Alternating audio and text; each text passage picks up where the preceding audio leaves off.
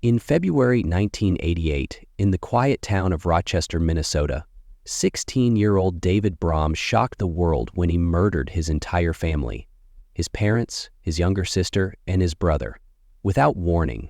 But what caused a teenager to commit such a brutal act of violence? Was it a tragic outburst of anger, or was there something far darker at play? As the truth unfolds, the shocking details of David's life and the twisted moments leading up to the crime will leave you questioning everything. This is the story of a family torn apart in a single night, and the chilling secrets that were uncovered in its wake. The Brahm family appeared, to those on the outside, to be the epitome of middle-class American life. Living in a quiet suburban neighborhood in Rochester, Minnesota, they seemed like any other typical family. Bernard and Paulette Brahm, both in their 40s, were well-known and well-liked in the community. Bernard worked as a laborer at a local factory, where he was regarded as a reliable and hard-working man. Paulette, a stay-at-home mom, spent her days caring for their 4 children and maintaining their home. The Brahms were the kind of family who attended church regularly. Their kids participated in school activities, and they never seemed to be in the public eye for anything other than the usual family matters. They had 4 children: Joe, the eldest, at 18, David, 16, Diane, 13, and Richard, just 11 years old. At first glance, they appeared to be a typical family, each member playing their part in the larger dynamic of suburban life. Joe, the oldest, had recently left for college, living on his own, while David, still in high school, was the second oldest. Diane and Richard, the 2 younger children, had the carefree energy of preteens, often outside playing or running errands for their mother. However, David's life was far from typical. To outsiders, he was a quiet, introverted teen who struggled to fit in. He wasn't the popular kid at school, nor did he have a solid group of friends. His life outside the home seemed to mirror the tension inside the household. He felt out of place everywhere. He became withdrawn, losing interest in school and increasingly focusing on his passion for heavy metal music, something that further alienated him from his family. His taste in music, loud and rebellious, was a constant source of conflict with his parents. Bernard, a no-nonsense man, believed this music was a bad influence. Paulette, while a little more lenient, was still concerned about David's increasingly rebellious nature. The family's relationship with David had grown strained. His parents didn't understand him, and he felt their authority smothering him. Every disagreement seemed to add fuel to the fire, deepening the rift between them. David became increasingly isolated, often spending his free time in his room, where he would listen to music and brood. His emotional state was deteriorating and his mental health was beginning to spiral. By the winter of 1988, David had been struggling with depression for some time. His internal turmoil seemed to have no outlet. He had talked about feeling hopeless, voicing dark thoughts to his friends about suicide, and how he couldn't bear the weight of his emotions anymore. Those close to him had brushed it off as typical teenage angst, but in reality, David's emotional pain ran much deeper. His thoughts were plagued with anger, frustration, and confusion, and he often didn't know how to express it. His anger was directed at his family, who he felt didn't understand him or give him the space he so desperately needed. David's relationship with his father, in particular, was strained to the breaking point. Bernard's stern, no-nonsense approach to parenting clashed heavily with David's desire for independence. He had become the embodiment of every rebellious teenager who wanted nothing more than to break free from the shackles of authority. But this clash wasn't just over small things like curfew or music. It was about something much deeper. Bernard believed his son was simply acting out for attention. But in David's mind, the tension was insurmountable. His father's criticisms were constant, never allowing him to feel good enough. Paulette, too, had concerns about David, but she took a more passive role in the family's dynamics. She was loving, but her protective instincts made her blind to the deeper issues at play. She tried to keep peace in the house, attempting to diffuse arguments, but her efforts only seemed to keep the family stuck in an endless cycle of conflict. While she did her best to care for David, there were clear moments where she, too, found herself overwhelmed by his increasingly erratic behavior. The younger children, Diane and Richard, were relatively oblivious to the mounting tensions between their older brother and their parents. Diane was just entering her teenage years, and Richard was a typical 11-year-old boy, energetic, innocent, and unaware of the darkening clouds surrounding his family. To them, their older brother David was a distant, unpredictable figure. They didn't fully understand the weight of the situation. They were still wrapped up in their own world of childhood. They couldn't have known that their lives too would be tragically altered by their brother's inner turmoil. David's deepening depression and anger were further compounded by the feeling of being trapped. At school, he didn't fit in, and at home he felt suffocated by his parents' expectations. As his frustration grew, so did his sense of hopelessness. He felt as though there was no escape, no way out. His mental health issues went largely unnoticed by those around him, masked by his quiet demeanor. But the cracks were beginning to show, and they were widening with every passing day. It all started in the quiet suburban neighborhood of Rochester, Minnesota, on the evening of February 17, 1988. The Brom family, once a typical American household, was in the midst of tension that had been building for months. Bernard Brom, the father, had always been a stern, no-nonsense figure in the family, while Paulette, his wife, tried to maintain peace amidst their growing household friction. But beneath the surface, a storm was brewing, and their 16-year-old son, David, was at the center of it all. David had always been a bright student, but over the past year his behavior had taken a troubling turn. He had become withdrawn, angry, and defiant. His relationship with his parents, particularly with his father, had soured. Bernard, frustrated with David's increasingly rebellious nature, often clashed with him over trivial things like his music choices, his attitude, and his lack of motivation. Despite their attempts to communicate, nothing seemed to get through to David. That night, the fuse was lit during a seemingly small argument. The subject? A music tape. David had been listening to a particular tape on repeat, much to his father's disapproval. Bernard, already fed up with his son's growing indifference, confronted him about it. What followed was a verbal altercation that quickly escalated. Bernard struck David, a moment of anger that ignited something darker within the teenager. This wasn't the first time they had fought, but it would be the last. David, now seething with humiliation and rage, retreated to his room. He spent the next few hours pacing, his mind racing. He couldn't shake the feeling of being disrespected, misunderstood, and trapped under the pressure of his family's expectations. The thought of his father's anger lingered, and David became consumed by a singular idea. He wanted to end it all. But in that moment, he wasn't thinking about himself, he was thinking about them, his family. Around 3 a.m. on February 18, 1988, David made a chilling decision. He walked downstairs to the garage, his movements slow and deliberate. There, he grabbed an axe, a tool he had used countless times for chores, but tonight it would become an instrument of death. As he gripped the handle, David didn't just feel rage. He felt a twisted sense of control, as if this was the only way to end the chaos. David first entered his parents' bedroom, where Bernard lay asleep, unaware of the horror his son was about to unleash. The room was dark and silent, with only the faint sound of Bernard's breathing filling the space. David approached the bed, his hands shaking, and then raised the axe high. With a single, brutal swing, he struck his father in the head. Bernard's body jerked violently from the impact, but he didn't wake. David struck him again and again, the blows coming down with terrifying precision until Bernard was motionless. David then moved to his mother, Paulette. She had been sleeping in the adjacent room, her back to David as he entered. Still holding the axe, David approached his mother's bed and brought the weapon down on her. The sharp metal met her body, and in seconds her life was snuffed out, her screams silenced before they could even leave her lips. Paulette, like Bernard, had no chance to defend herself. Next, David turned to his younger siblings. His 13-year-old sister Diane was next. Diane had always been close to her older brother, and her room was nearby. David crept into her room and without a moment's hesitation struck her with the axe. Diane didn't have time to react. She fell to the floor, blood pooling around her. The violence that had consumed David up until this point continued, as he moved on to his 11-year-old brother Richard. Richard, unlike his sister, had heard the sounds of the violence unfolding in the house. As David entered his room, Richard tried to run. He bolted toward the door, but David caught him, dragging him back into the room. Richard struggled, but it was futile.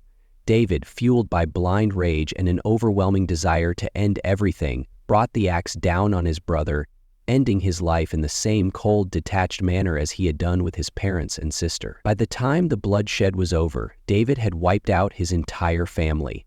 The house, once filled with the noise of a busy household, was now eerily silent. The only sounds were the distant hum of the refrigerator and the ticking of a clock on the wall.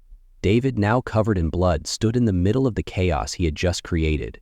But instead of feeling the weight of his actions, he felt something else, something more chilling. He felt numb. There was no remorse, no regret, only the hollow echo of the violence that had unfolded. The boy who had just murdered his entire family was alone, in a house filled with death, unsure of what to do next. For hours, David sat in the blood-soaked house, waiting but not knowing why. He tried to rationalize it, to make sense of the horror he had just committed, but the answers never came. As the reality of what he had done began to settle in, David made a decision. He would leave, but not yet. Around 7 a.m., David decided to contact his 18-year-old brother Joe. Joe had been away the night before, and David knew he would be the first to arrive home. What happened next would be the moment that brought the horrific truth to light. When Joe entered the house, he was immediately struck by the silence. No voices, no movement, just an unsettling stillness. As he walked further into the house, he began to notice the signs that something was terribly wrong. The front door was wide open and the hallway was dark, with an unnatural chill in the air. It wasn't until he entered the living room that he saw the unthinkable. His parents, his siblings, his entire family lay dead, blood staining the floors and furniture. In a state of shock and disbelief, Joe ran to a neighbor's house, screaming for help. Police arrived moments later, but by then, David had already vanished, leaving behind only the aftermath of the nightmare he had created. The investigation would soon reveal the true horror of what had happened in the quiet home that night. But the most chilling part of the crime wasn't just the violence, it was the person responsible, David Brom, a teenager who, in one night, destroyed everything he had ever known. Just hours after the bodies of Bernard, Paulette, Diane, and Richard Brom were discovered, suspicion began to fall on David. He had been the last person seen with his family, and the scene of the crime painted a chilling picture. The brutality of the murders, each victim struck multiple times with the axe, suggested something more than just an angry outburst. This wasn't a spur-of-the-moment act. It was cold, calculated, and violent. David's whereabouts were soon questioned. At first, he was nowhere to be found. He had been absent when police arrived at the house, raising immediate concern. Rumors began to swirl that he might be involved, especially since he was known to have a troubled relationship with his father. The investigation picked up steam when a tip led detectives to speak with David's close friend, who revealed something chilling. David had confessed. Over a phone call just days before the murders, David had quietly admitted to his friend that he was planning something drastic. "I'm going to do something tonight, something I'll never be able to take back," he said, his voice distant and filled with a strange calmness. Those words echoed in the minds of investigators. By February 19, just one day after the murders, David was arrested. The police had tracked him to a local shopping center where he was found wandering, disoriented. When confronted, he didn't attempt to flee or deny the accusations. His responses were eerily detached.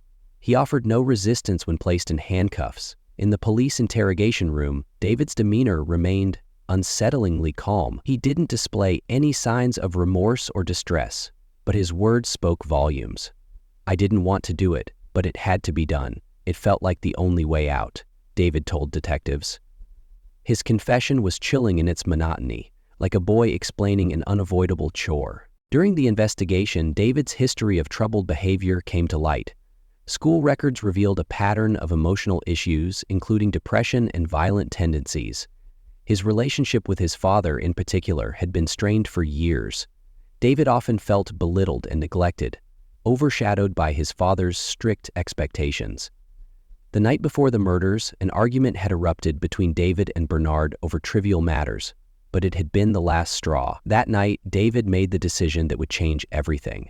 As detectives pieced together David's movements, they uncovered a story of inner turmoil and frustration mixed with an overwhelming desire for escape. But even with this information, one question remained unanswered. What had driven him to murder his entire family in such a brutal manner?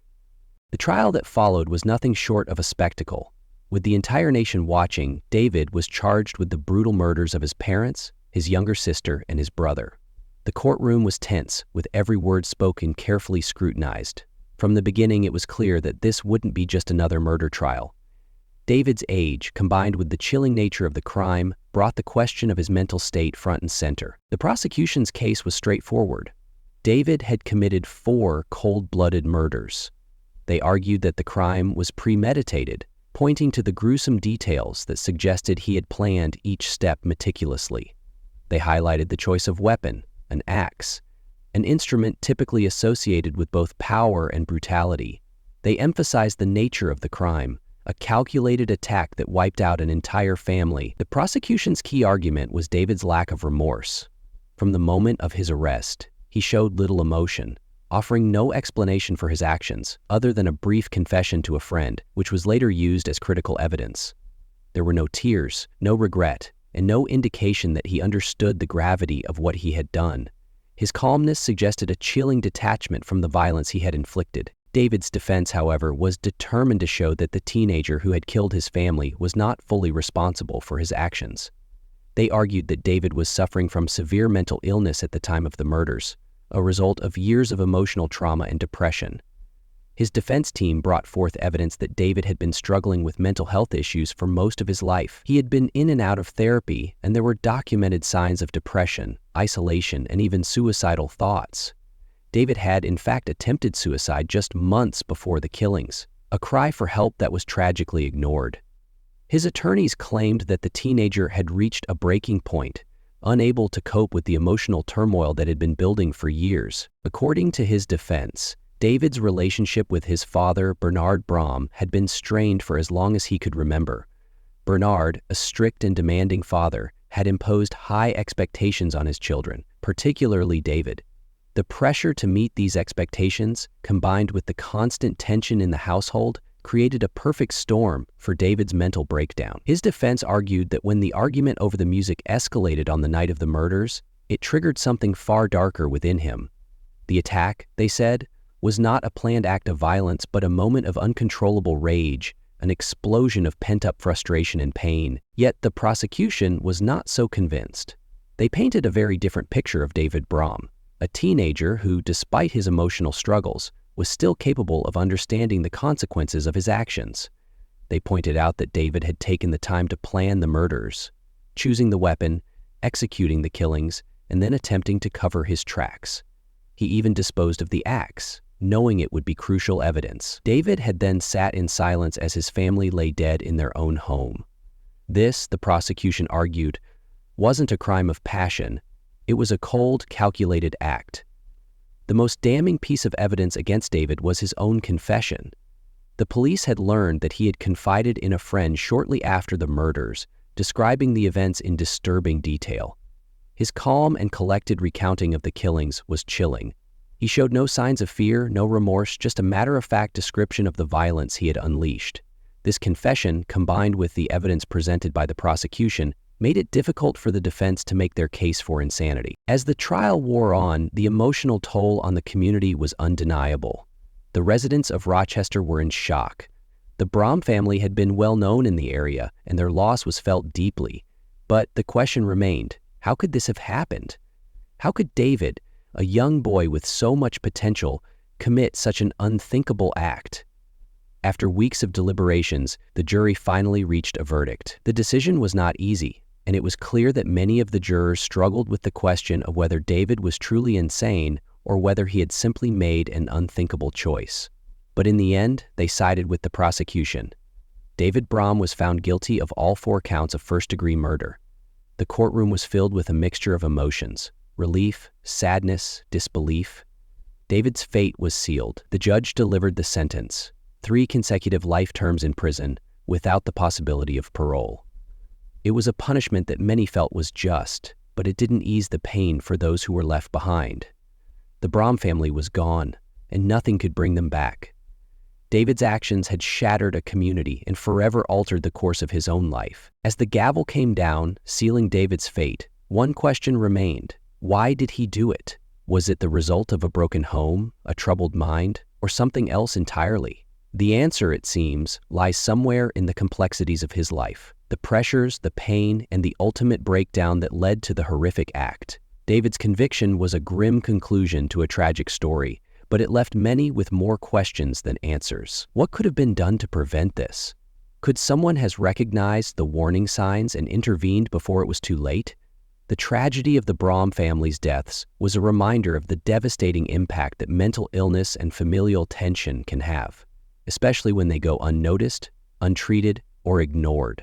The aftermath of the Braum family murders sent shockwaves through Rochester, Minnesota, a small town that had never before witnessed such an unthinkable act of violence. It wasn't just the brutality of the crime that stunned the community, but the chilling realization that it was committed by someone they knew, a young boy, just 16 years old, who had been a seemingly ordinary teenager. Neighbors who had once waved hello to David Braum as he walked down the street now found themselves grappling with an unimaginable horror. The town, once peaceful, would never be the same. The Braum family had been well known in the community. Bernard and Paulette Braum were respected figures. Bernard, a quiet, hard-working man, and Paulette, a loving mother who kept the household running. Diane and Richard, their children, were bright and lively, each with their own futures ahead of them. The Braum home had been a place of warmth, not unlike many other suburban households across America. But in one violent outburst, David turned his family's sanctuary into a crime scene. The image of a happy family was irreparably shattered, and in its place was an eerie, unanswered question. What happened inside the walls of the Braum home that led David to take his family's lives? The pain David's surviving relatives faced was unimaginable. His older brother, Joe, was at college when the murders took place. Upon hearing the news, he rushed home, only to be met with a scene of devastation.